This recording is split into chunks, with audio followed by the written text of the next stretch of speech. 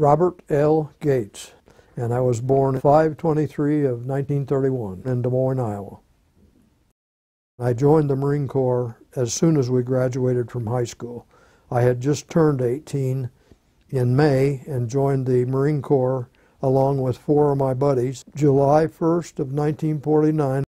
I didn't even know where Korea was. I'd have to look at a world map back then, but I soon found out where it was at. Well, you have seasons kind of like Iowa, but the winters are absolutely brutal. Besides being a mountainous country, North Korea attaches Russia, and that's Siberia, Russia, and so in the winter you get Siberian winds down the peninsula.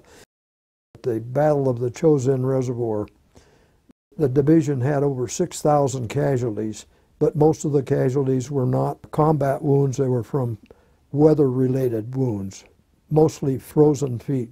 I served in 5 combat campaigns, and combat campaigns are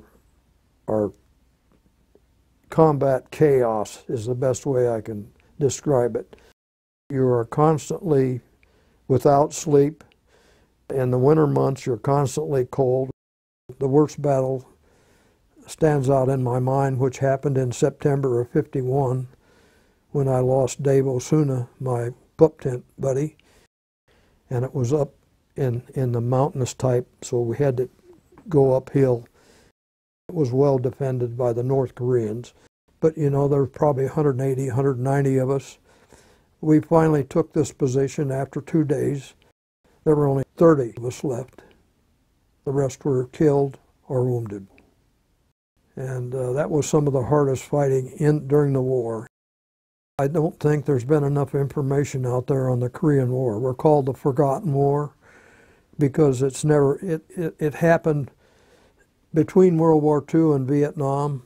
And I think most people think it was not a bad war. In other words, we didn't have a lot of casualties. Well, we did. Over 54,000 Americans died in the Korean War. We still have over 8,000 MIAs, missing in action. There were 900,000 Chinese killed, 500,000 North Koreans killed.